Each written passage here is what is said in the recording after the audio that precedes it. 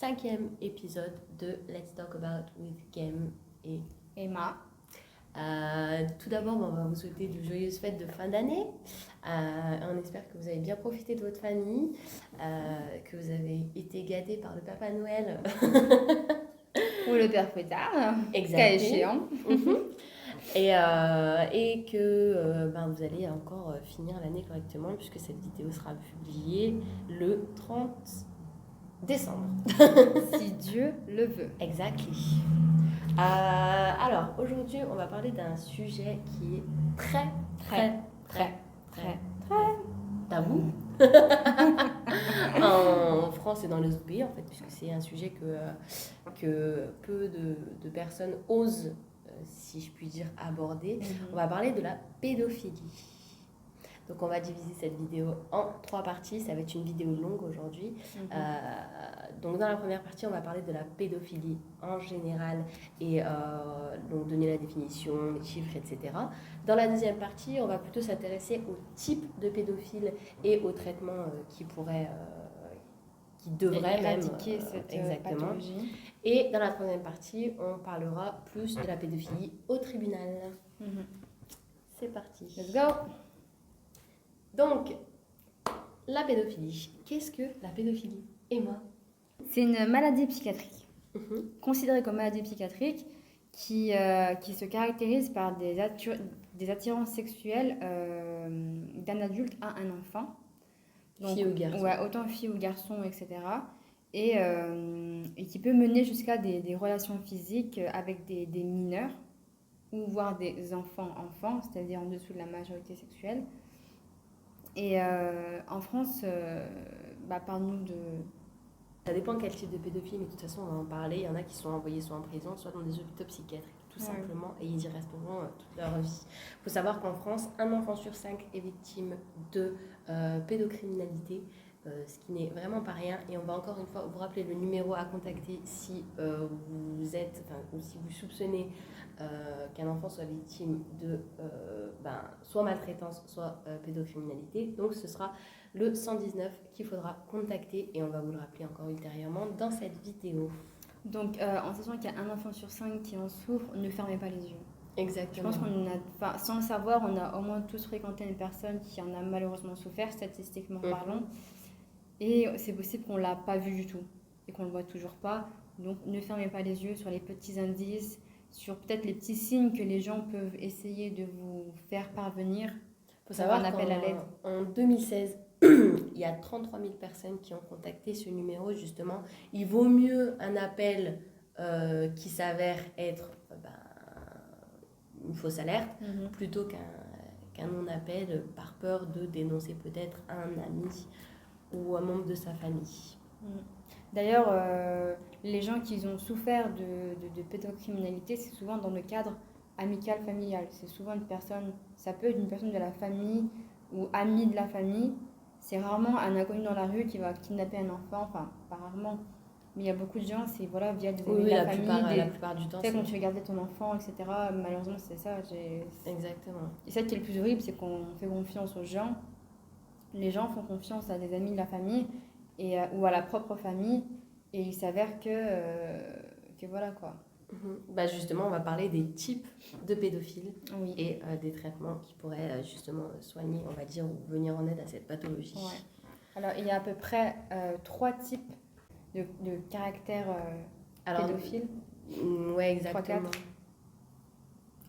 3 grosses catégories, on va dire.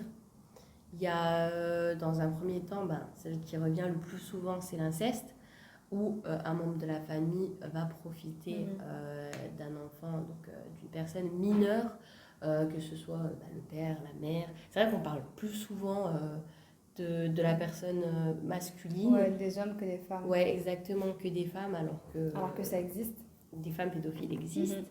Donc il y a cette catégorie-là. Il y a une catégorie qui est psychologiquement malade, on va dire, et c'est une attirance, c'est plus fort qu'elle, en fait, c'est dans ses gènes. Du coup, il y a des études qui ont, entre guillemets, prouvé, plus ou moins, que ça peut venir d'une divergence chromosomique, et du coup, ça peut venir de là, chez certaines personnes. Exactement. Et la troisième catégorie, ça va être une catégorie Euh, Comme on a retrouvé dans certaines industries cinématographiques américaines, où c'est plutôt une envie de dominer l'autre pour, Il en manque une. pour assouvir ses fins. C'était quoi?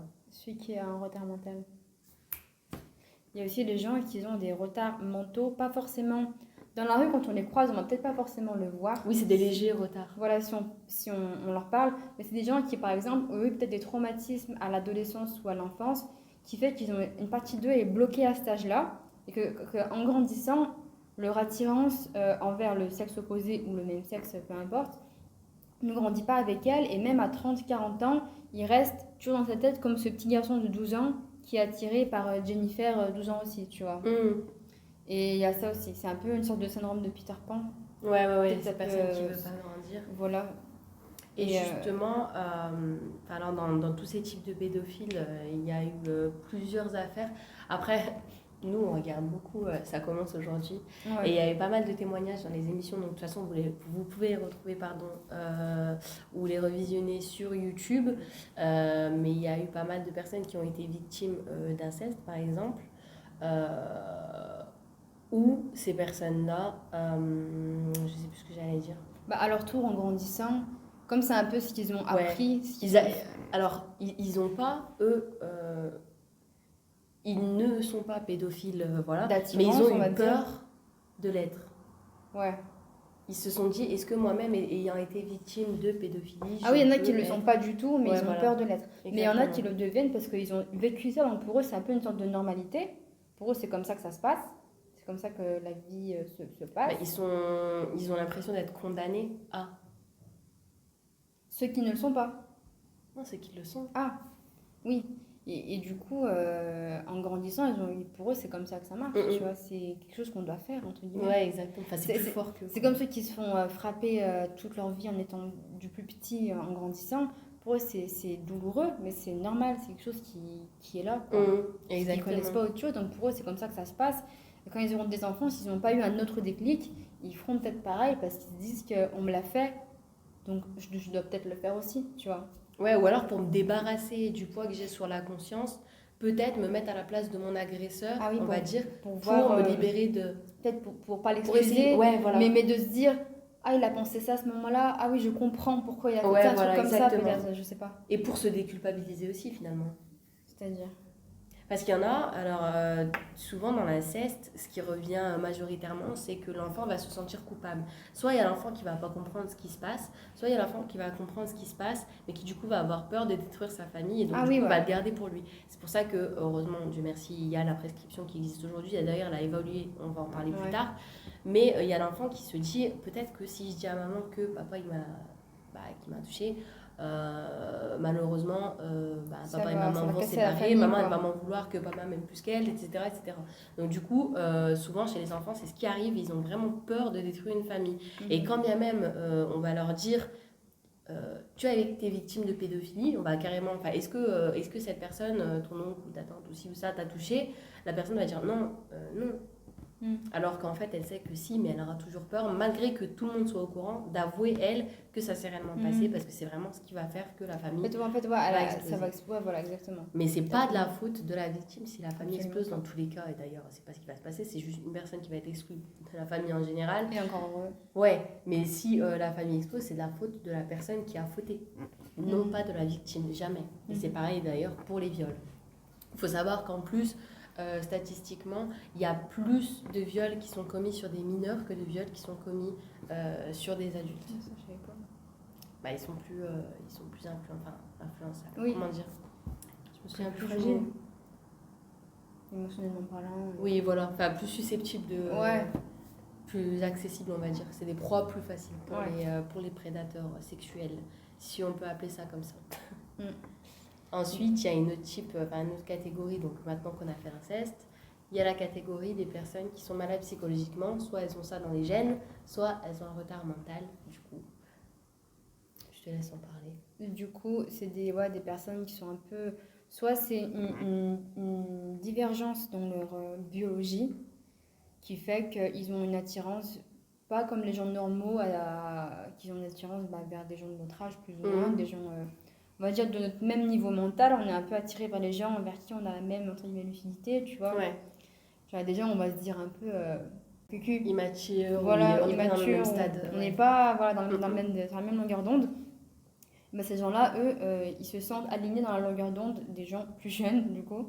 C'est pas drôle, pourquoi je rigole? Je sais pas. C'est nerveux. Oh my god. Et du coup, pour eux, il y en a qui se rendent compte que c'est pas bien, d'autres qui se rendent pas compte et qui en ont honte. Et il faut quand même en avoir honte, dans le sens où c'est mal. Il faut avoir conscience que c'est mal, mais il faut pas en avoir honte au point de le cacher, parce que plus on le cache, plus personne ne sera au courant et plus ça pourra maturer dans leur cerveau au point de passer à l'acte. Parce qu'il y a à savoir qu'il y a des gens qui sont au courant, qui souffrent de ça, qui ne passent jamais à l'acte et qui vont demander de l'aide à des médecins, à la police, etc. pour déjà être fichés dans le dossier des prédateurs sexuels. Ouais. Donc comme ça, on sait que voilà, ils sont foutus au cas où. Et au moins, ils essaient de se faire soigner via des traitements comme la castration chimique ou le suivi thérapeutique. Exactement. D'ailleurs, on va vous mettre un extrait tout de suite d'une personne qui a reconnu être pédophile, enfin avoir une attirance pour les enfants, qui a prévenu tout son entourage, tous ses voisins, etc., pour justement ne jamais passer à l'acte et pour que les parents puissent protéger leur enfant de cette personne, même si lui aurait pu se contrôler, on ne sait jamais, quoi. Le fait que dans mon quartier, toutes les personnes sachent que je suis sexuellement attiré par les petites filles, ça ne fait pas de moi quelqu'un qui devient un paria, quelqu'un qu'il faut montrer du doigt en disant « Regardez, c'est ce pervers qui ou oui, ça c'est le pédophile ». Non, c'est exactement le contraire. Ça veut dire que tous les enfants, toutes les petites filles de mon quartier vont être protégées.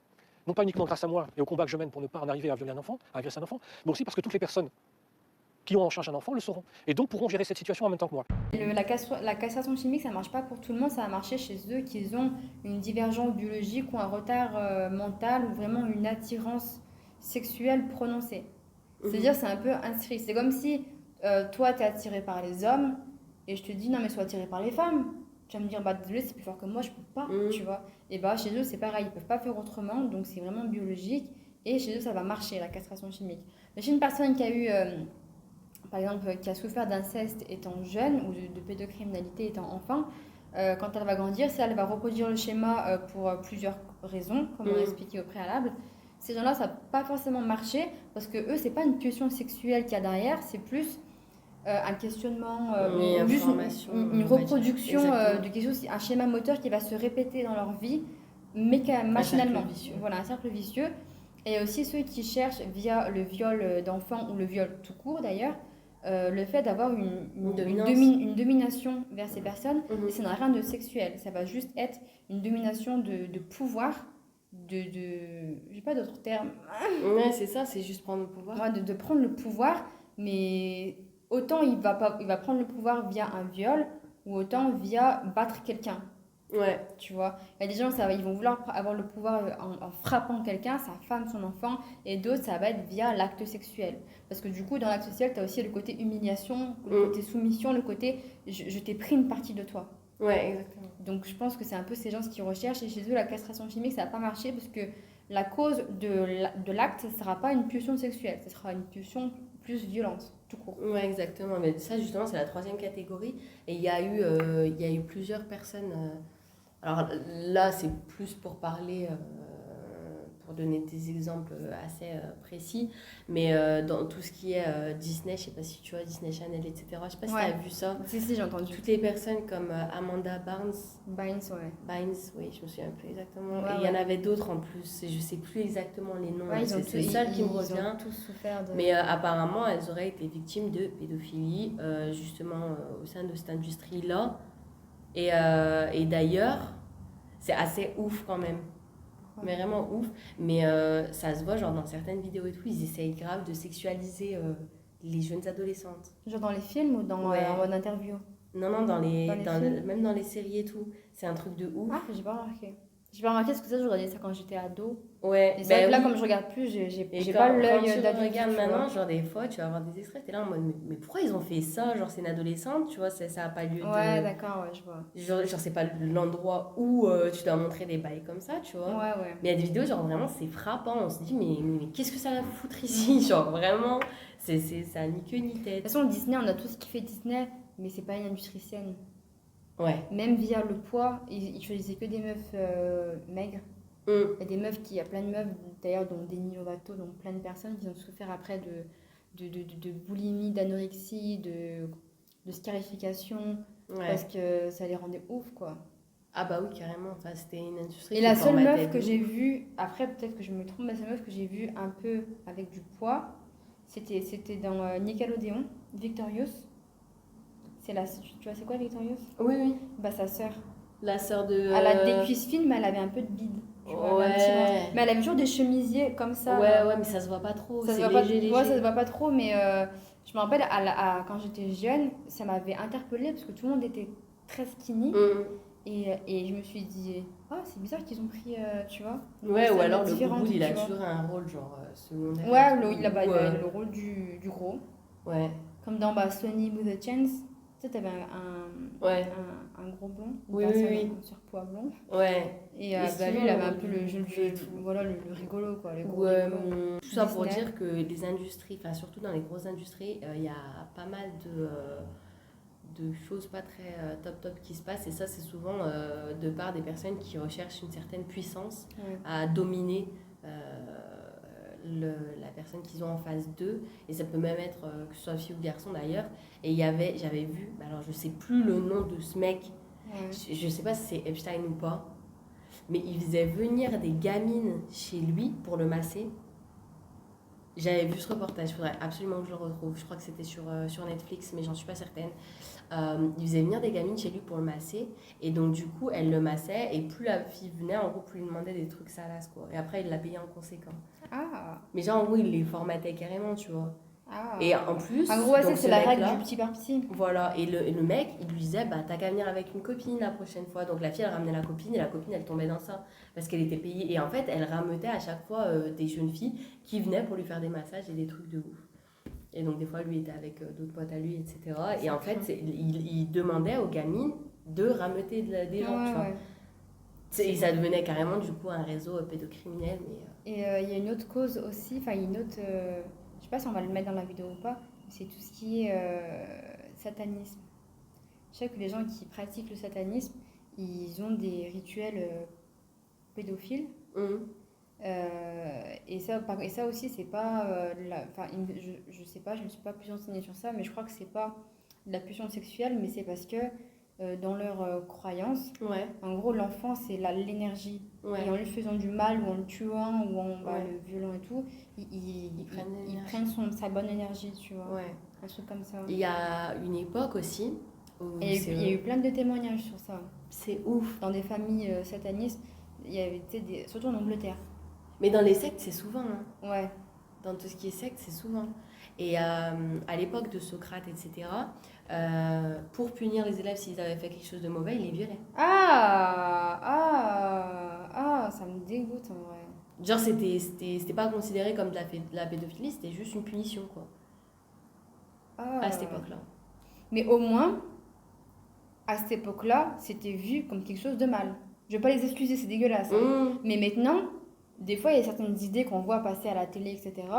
Ou des fois, des trucs comme ça, c'est un peu en mode non, mais l'enfant peut décider, la sexualité de l'enfant, elle existe. Bah justement, on va passer à la troisième partie, la pédophilie au tribunal. Là, on va parler du délai de prescription et surtout de la majorité sexuelle. Franchement... Et de Marlène Schiappa. La majorité sexuelle, elle était auparavant à 15 ans ou à 13 ans. Non, c'était quoi? Toujours 15 ans et demi. 15 ans et J'ai demi? toujours connu à 15 ans Là, et c'est demi. 16 ans, non? C'est pas un truc comme ça? La majorité sexuelle, du coup, c'est 15 ans et demi. 15 ans et demi, 16 ans, je sais plus exactement. La majorité, ça reste toujours 18 ans. De toute façon, la majorité Oui, la légale, majorité. ça reste 18 ans. Au tribunal, ben, en fait, la pédophilie, on peut pas réellement dire quelle peine va endurer un pédophile, puisque tout dépend de la manière dont il a commis son crime. Et en général, un pédophile, ça va prendre 8 ans. Ouais. Enfin, de ce que j'ai entendu et ce qui revient le plus souvent, c'est 8 ans pour un pédophile. Mais par contre, il y a un suivi psychologique derrière. Et on a un délai de prescription qui a vachement évolué au cours des dernières années. Donc on avait un délai de prescription, je crois, au début, qui était de 20 ans il y a quelques temps, et qui vient de passer à 30 ans. En tout cas, avant, les personnes pouvaient porter plainte 20 ans après leur majorité, donc 20 ans après 18 ans, elles pouvaient porter plainte jusqu'à ce qu'elles aient 38 ans. Et maintenant, c'est 30 ans à partir des faits, je crois. Il me semble. D'accord, ouais. Moi, j'aimerais exposer un problème par rapport à tout ce qui est la pénalité de ce crime. C'est que même si on met 20 ans, même si on met 30 ans de prison, même si on met la peine de mort aux pédophiles, ça ne va pas régler le problème. Parce que imaginons que demain, il y a la peine de mort pour les pédophiles. Certes, ça va peut-être rendre justice aux victimes, c'est gentil, mais ça n'empêchera pas que les pédophiles qui vont naître demain et grandir et faire des actes, ils les feront quand même. Alors que si on prend le problème à la racine, si les gens ils veulent bien financer des instituts pour étudier cette pathologie... Il y en a eu un d'ailleurs. Ouais. Il y a eu un institut justement dans l'extrait qu'on vous a mis tout à l'heure, c'était un documentaire, et dans ce documentaire-là, il parlait d'un centre qui avait été monté par un spécialiste. Mais il y a très peu de volontaires. Il y a eu très peu de volontaires. Malgré des résultats prometteurs, que croyez-vous qu'il arriva? L'expérience a été interrompue, faute de patients, alors que des centaines de pédocriminels sortent chaque année de prison avec une obligation de soins. Même si l'administration pénitentiaire refuse de jouer le jeu, il était possible de recruter des patients grâce à la télévision. C'est pour ça que ce centre avait fermé. Mais sur les volontaires qu'ils avaient, ils avaient réussi justement à traiter leurs pulsions sexuelles et à remettre ces pédophiles-là, on va dire, comme des gens intégrés dans la société pleinement. Quoi. Et bien ça a dû se poursuivre. Mais pourquoi les gens ils vont pas être volontaires? Parce que c'est la honte. Bah oui, mais parce que c'est un crime, la pédophilie. Oui, c'est pas reconnu comme une maladie psychiatrique. Oui, mais c'est un crime si tu fais un acte. Mais si tu l'es, juste et tu fais rien, tu vas pas aller en prison juste pour ça. Bien sûr. Je comprends pas le mais problème. aujourd'hui, il y a un tribunal correctionnel, enfin tribunal de justice, etc. Et il y a un tribunal populaire. Tu vois, ce qu'il y a sur les réseaux sociaux et la vie de l'opinion publique. Mais après, quand tu vas à l'institut, tu n'es pas obligé de faire un snap en disant go à l'institut. Oui, bien sûr, mais cet institut existera. Oui, ou alors il faut le mettre dans un hôpital, dans une branche, comme ça quand tu vas à l'hôpital, on peut se dire autant tu vas faire soigner ta plaie, autant tu vas... Oui, bien évidemment, bien sûr. Mais alors moi je suis totalement pour ce genre d'institut. Il faut faire des protections pour eux, à la limite, j'en sais rien. Pour moi, je pense que... en fait, il n'y a pas à être pour ou contre la pédophilie, parce que bien sûr que tout le monde est contre. Bien entendu. Mais il y a surtout comment lutter contre la pédophilie et est-ce que ce ne serait pas plus facile de faire en sorte que les gens qui sont atteints de cette pathologie-là, de les laisser libres de le dire pour informer les gens que bah oui je suis pédophile, donc si tu vois ta gamine de 3 ans traîner autour de mes genoux, tu vois, bah tu l'éloignes et puis tu t'en occupes quoi. Mais si tu n'es pas au courant que la personne en face est pédophile et que tu as une urgence, que ton voisin te dit bah attends je peux dégrader ta fille, c'est un gars que tu connais depuis 10 piges, tu dis bah oui, tu joues tout le temps avec, tu vas lui la laisser, il va violer ta gamine, tu seras même pas au courant que c'est un pédophile. Alors que si le mec s'était senti libre de le dire, fais attention parce que j'ai une attirance pour les enfants. Déjà, si les gens le disent, ça sera plus fait en scred. Parce que du coup, comme tout le monde le saura, il n'y aura plus ce côté vicieux, tu vois. Exactement. Donc déjà ça, et en plus comme ça, les gens ils pourront aller se traiter de plus en plus, peut-être de plus en plus jeunes aussi.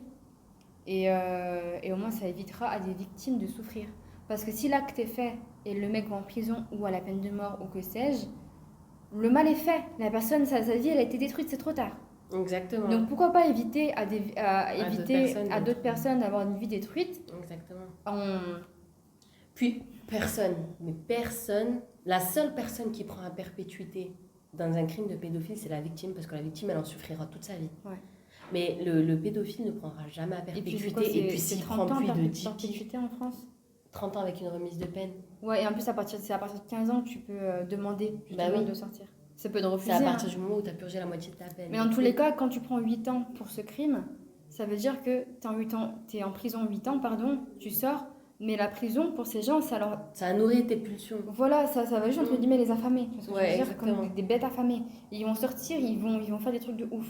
Ça va pas leur servir de leçon. Encore, si tu voles quelque chose, tu voles une PlayStation dans un magasin, tu vas en prison. Ça te donne une leçon, parce qu'au final, ça va te dire, va travailler, va te payer ta play comme une personne honnête. Mais quand tu as quelque chose qui est comme ça, là, un peu biologique, un peu dans la tête, il faut soigner dans la tête, il ne faut pas soigner en prison. Bah après, il y a dans la tête, il y a surtout aussi, ça c'est vraiment le dernier sujet, mais les réseaux pédophiles, il n'y a aucun État qui assume le fait que les réseaux pédophiles existent. Mais en fait, ce que je ne comprends pas, c'est qu'il y a eu des cas comme Michel Fourniret, en gros, donc il était marié, il avait un fils, et lui, il a violé et tué des jeunes filles. Mais il y a eu derrière, on s'est posé la question de est-ce que il n'aurait pas fourni également des jeunes filles, il n'aurait pas enlevé des jeunes filles pour les revendre. Et en fait, dans cette affaire-là, donc il parlait aussi des francs-maçons et du fait qu'il y aurait de la pédocriminalité dans ce secteur-là. Et il y a eu une commande qui avait été passée auprès de Michel Fourniret pour une machine spéciale à hauteur de 7 000 ou 5 000 euros. Alors, je lis des trucs approximatifs, mais l'histoire est là. Et en fait, il y a eu des traces écrites qui ont été retrouvées, mais personne ne comprenait quelle était cette machine. Et il y a eu des sous-entendus comme quoi ça pourrait éventuellement être une jeune fille. Des humains, en fait. Une jeune fille qui aurait été vendue. Et il y a eu plusieurs commandes de ce type-là, et personne n'arrivait à remonter, mais à quoi ça correspond, tu vois. Il y a plein d'affaires comme ça où... De toute façon, les enfants et tout qui se font enlever, si c'est pas un psychopathe qui les tue, malheureusement, c'est pour ce genre de truc. Voilà, et il y a eu un documentaire. Donc, et ça existe, d'ailleurs, on c'est l'a ça regardé. le pire, c'est que ça existe. On a regardé ce documentaire-là. Tu te souviens de l'affaire de je sais plus quoi que tu avais envoyé. Zandvoort. Oui, ouais. Zandvoort. Exactement. En gros, dans cette affaire-là, d'ailleurs, si ça vous intéresse, on mettra le lien dans la bio. Et c'est aussi tiré de l'extrait qu'on vous a montré précédemment. Il y a eu une grosse affaire qui a fait polémique, c'était en Belgique, il me semble. Oui, Belgique, ouais. En Belgique, et donc en Belgique, ça n'a pas donné suite. Il y a eu un CD-ROM sur lesquels on trouvait des vidéos, des milliers de vidéos à caractère pornographique. Voilà, mais surtout pédopornographique, donc où il y avait des enfants qui se faisaient violer, tabasser, enfin bref, c'était atroce. Il y a eu un livre, et dans ce livre, il y avait les images de tous les enfants qui avaient été sur le lecteur, sur le CD-ROM. Et donc ce CD-ROM est passé entre les mains de la justice. La justice française l'a eu, mais personne n'était au courant, puisqu'on avait demandé à la justice française de traiter cette affaire.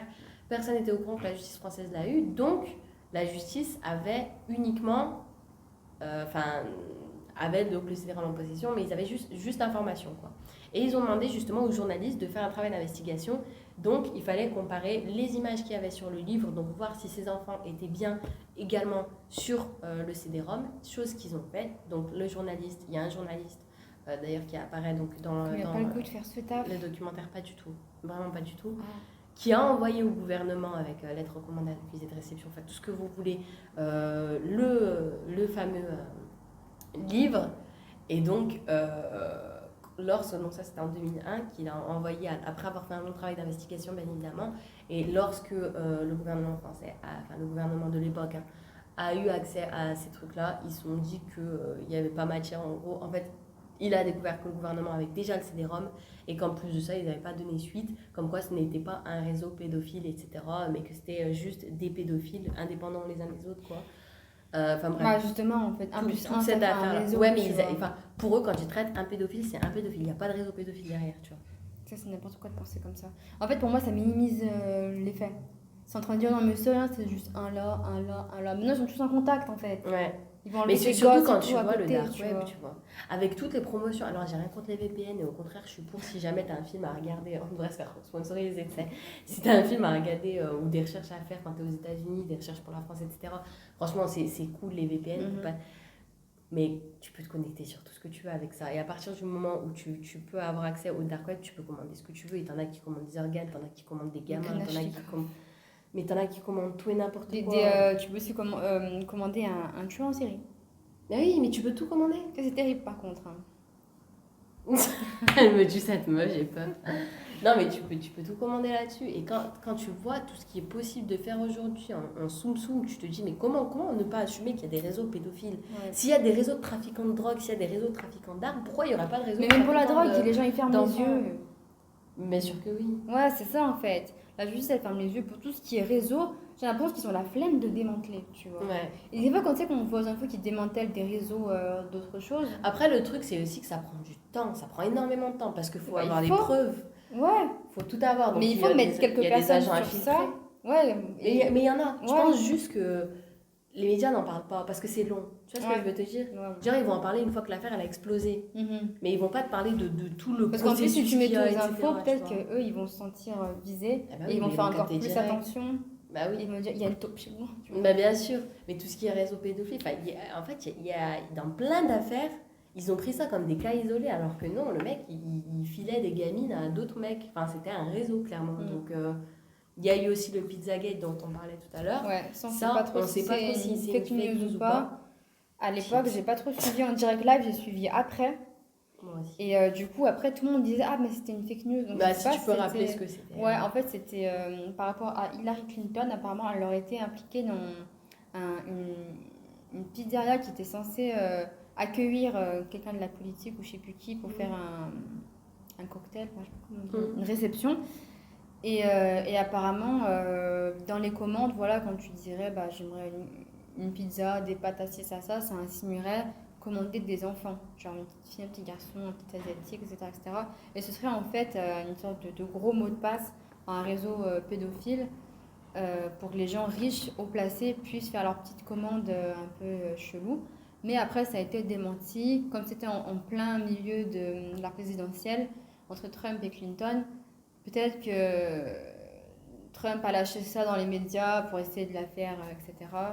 Ou pas, on ne saura pas vraiment si c'est vrai ou faux, parce que tout le monde, du coup, a shut down l'histoire. Mais il y a eu beaucoup, en fait, même encore maintenant, quand on voit par rapport à Joe Biden, etc., pareil, ce serait un pédophile. Ouais, ils ont montré des images où il était vachement proche d'un enfant et tout. C'est vrai que quand on voit les images, on est là en mode...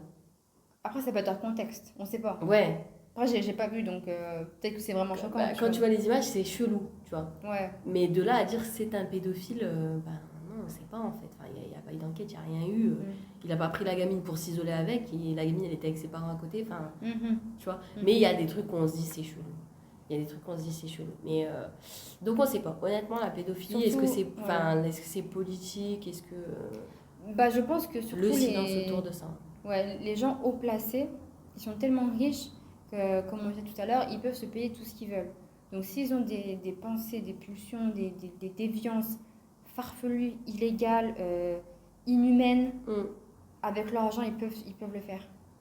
C'est pour ça qu'on dit que souvent les gens haut placés, c'est un peu les Illuminati, les trucs chelous, etc.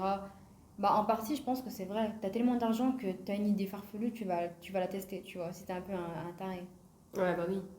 Rien qu'on voit, rien à voir, mais quand tu vois que Elon Musk, il met des milliards dans des trucs chelous, tu sais, pour transformer l'être humain, j'en sais rien quoi, là. Et ils sont chelous. Ouais, tu te dis, tu mets des milliards dans des études farfelues. Il y a un réalisateur encore, c'est Roman Polanski. C'est bon, je l'ai. Roman Polanski, pareil, il a été condamné pour le crime aux États-Unis, mais il a fui. Ouais, en France. Il est venu en France et il n'a jamais payé sa dette, en gros. Mais ce mec, franchement, ceux qui disent non, mais l'artiste et l'homme, c'est pas la même personne. Mais c'est pareil. Est-ce que si demain ton boulanger, c'est un violeur, un pédophile, est-ce que tu vas te dire non, mais le boulanger et l'homme, c'est pas pareil, je vais continuer à aller acheter mon pain chez lui? Ouais, tu vas continuer à lui donner de l'oseille. Non, en fait. Mais c'est ridicule. Enfin, franchement, c'est comme R. Kelly. Quand tu ça se voit que vous l'avez pas vécu, en fait. Parce que si ça aurait été votre fils ou votre fille qui l'aurait vécu, vous direz pas non, mais c'est juste un réalisateur, mais c'est juste un bon boulanger. Mais même sans l'avoir vécu, tu te mets à la place des victimes. Et surtout qu'en plus de ça, par rapport à R. Kelly, quand tu écoutes ses chansons, tu es là en mode what the fuck, tu vois.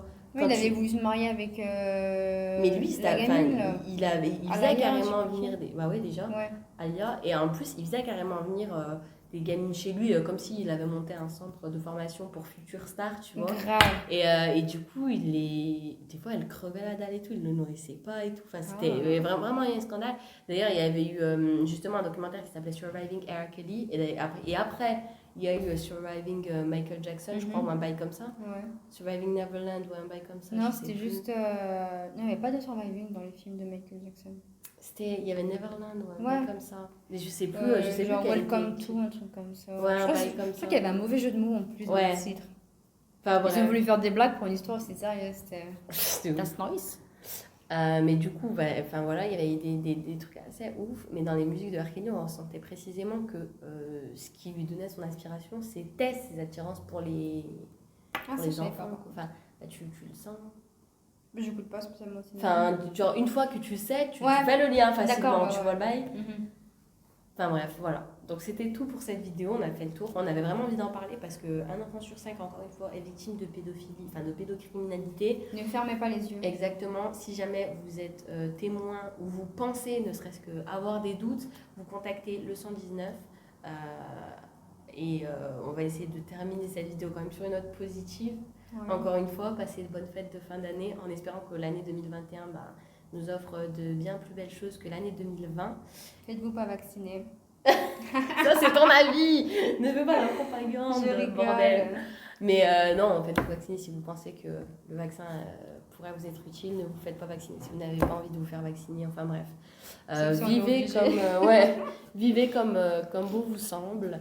Et encore une fois, passez de bonnes fêtes. Ciao.